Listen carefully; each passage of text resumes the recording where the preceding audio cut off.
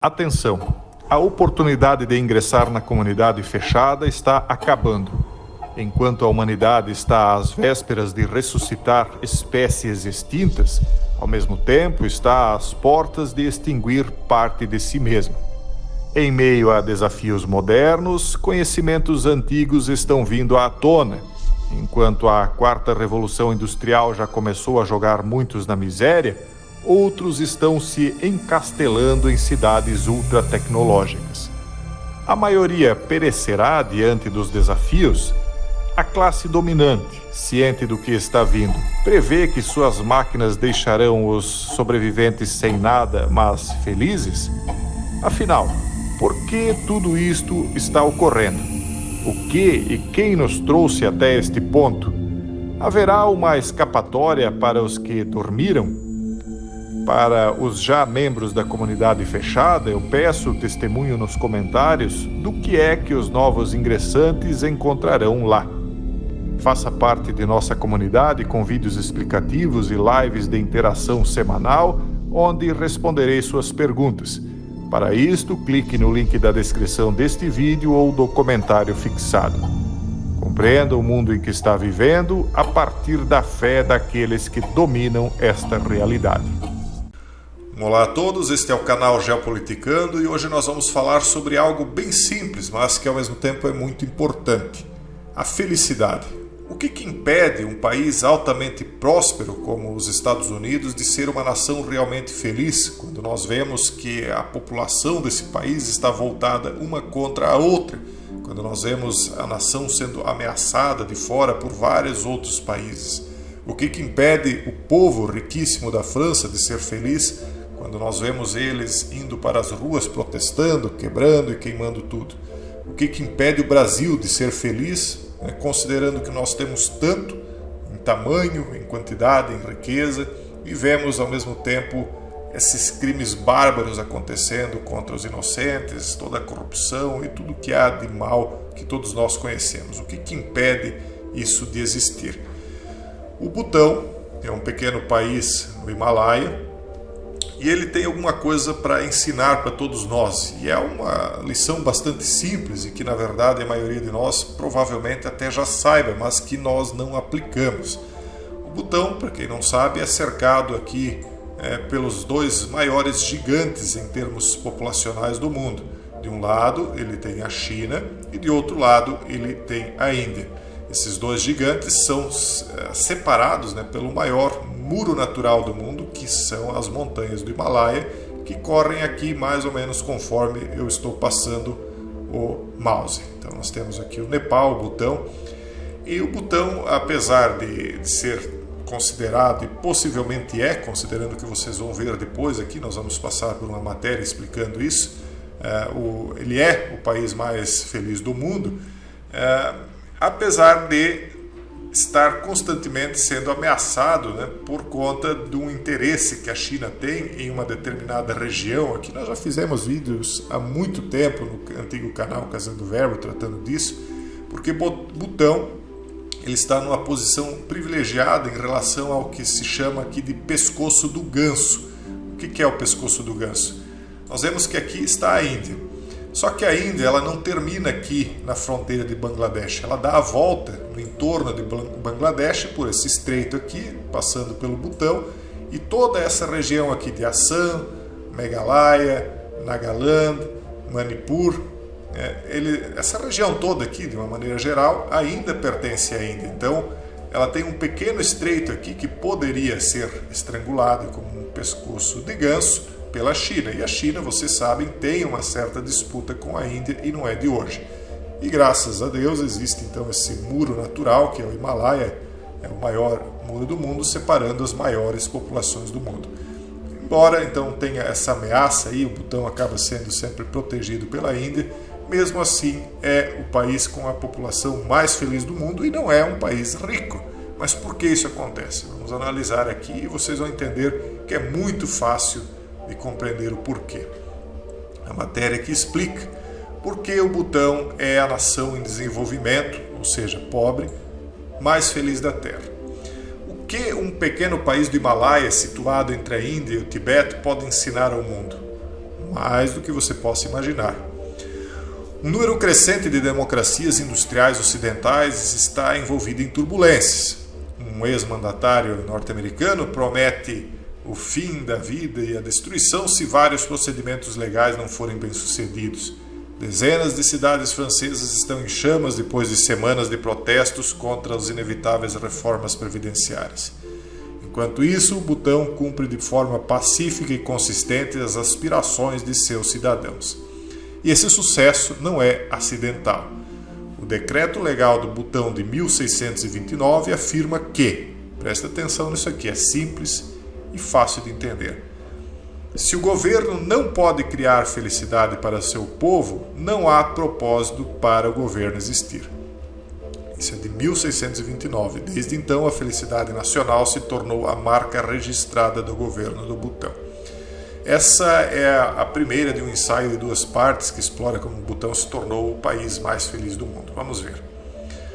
O rei, do país, que é o 5º e atual rei do Butão, o Jigme Khesar, não sei das quantas, disse: eu o protegerei como pai, cuidarei de você como irmão e o servirei como filho. Eu te darei tudo e não ficarei com nada. Eu viverei uma vida como um bom ser humano que você achará digno de servir de exemplo para seus próprios filhos. Não tenho objetivos pessoais além de satisfazer suas esperanças e aspirações. É interessante que eles estejam na montanha mais alta da Terra, porque eu considero o poder uma coisa muito simples de entender. O poder de um rei, o poder de um presidente, de um primeiro-ministro, são coisas fáceis de entender. Você imagine que você que está me assistindo é como uma pequena fonte de água. Toda fonte de água, ela, ao nascer, escorre para um rio. Primeiro ela escorre para um pequeno riachinho, ela forma um veiozinho de água, ela vai se estendendo, juntando mais fontes de água até que ela deságua num rio um pouco maior, e quanto mais deságues acontecem nesse rio, mais poder esse rio tem. Então, o rio ele é poderoso porque ele tem muitas águas. Quanto mais água tiver naquele rio, quanto mais água tiver no rio, mais poder ele tem. Mas o que difere o rio de uma fonte de água? O rio, ele é poderoso, ele é aquele que recebe a força de todas essas águas. É como um rei. Ele recebe o apoio dos seus súditos. Como um presidente, recebe o voto dos seus cidadãos. Só que para que esse rio seja poderoso, ele tem de se colocar abaixo do povo. Quando ele se coloca acima do povo, quer dizer, se ele é uma montanha, ele não vai receber as águas das fontes, porque as fontes não correm para cima, elas correm para baixo. Então as fontes, elas têm de estar acima do rio. Então você, de fato, só adquire poder se você faz como o rei aqui está dizendo que faz. Você se coloca abaixo dos seus súditos. Então aquilo que está acima, ele tem de ser servido por aquele que está abaixo. No nosso país, infelizmente, nós ouvimos muito disso. Promessas de que os governantes vão se colocar a serviço do povo, servos do povo e, portanto, abaixo do povo. Só que na prática a gente vê o contrário. Depois que eles chegam ao poder, eles se elevam como montanhas e se colocam acima do povo e se servem do povo. É uma inversão total. Então o governo ele não tem razão de existir a não ser que seja para servir o povo. Fora isto, ele não serve para absolutamente nada. Seja um poder judiciário, legislativo ou executivo, não servem para absolutamente nada se não servirem à vontade do povo. Se eles se levarem acima do povo, como se fossem um fim em si mesmos, eles não valem absolutamente nada. Pelo contrário, acabam prejudicando um povo. E isso nós temos visto cada vez mais em vários países do mundo, não só no Ocidente, onde os poderes que estão aí constituídos querem impor a sua vontade em cima daqueles que constituem o poder, que são as fontes d'água, ou seja, os cidadãos, as pessoas comuns. Cada um é uma pequena forcinha de água, um pequeno amontoado de águas que vai se somando e deságua, então dando o respaldo àquele que está no poder de fazer o que faz, para o bem ou para o mal. Então a jornada moderna do Butão, continuando aqui na matéria, em direção à felicidade começou em 1972, quando o rei Jigme, o quarto da linha, tornou-se o monarca mais jovem do mundo aos 17 anos. O rei do Dharma, como ficou conhecido, imediatamente demonstrou uma sabedoria além da sua idade. Ele disse: a felicidade nacional bruta é mais importante do que o PIB, proclamou. A ideia de felicidade nacional bruta, desde então, se tornou o princípio orientador do governo do Butão, consagrado no artigo 9º de sua Constituição. Transformar o GNH da teoria para a prática envolveu décadas de esforço deliberado, planejamento meticuloso e execução cuidadosa. O desenvolvimento da felicidade no Butão é baseado em 4 pilares fundamentais e 9 objetivos acompanhantes, cada um otimizado. O atual primeiro-ministro do Butão disse: se uma política não promove nossos objetivos de felicidade, se não é amiga do local onde nós vivemos, ou se não é certo que resultará em maior bem-estar para o povo butanês, então essa política nunca será aprovada em nosso país. É lógico que muito disso é propaganda, né? Muito disso é blá blá blá. Nós vemos aí um certo viés marxista, uma certa oposição ao capital. Só que no fundo o que nós vemos aqui é que eles têm um certo distanciamento da ideia de que o governo tenha de interferir diretamente na economia. Até porque o Butão não é um país que, considerando a localização em que está, possa se tornar efetivamente muito rico. Então eles focaram em outra coisa. Já que nós não podemos ser ricos, vamos ter o básico e não vamos nos tornar infelizes por conta disso. Então é uma espécie de manipulação do mindset do país, né? Que é um pouco diferente de você ser comunista, como é a China, porque a China ela tem essa adversidade, inclusive com o Butão. O Butão se opõe à China por conta, então, até dessa questão territorial deles, né? Então, o segundo pilar da felicidade deles é a preservação da cultura. Nós destruímos a nossa cultura. Nós estamos importando cultura do Oriente, cultura, né, de países diversos, seja aqui do Ocidente, seja de onde for, mas nós não estamos preservando a nossa cultura. Há um ataque deliberado à nossa cultura.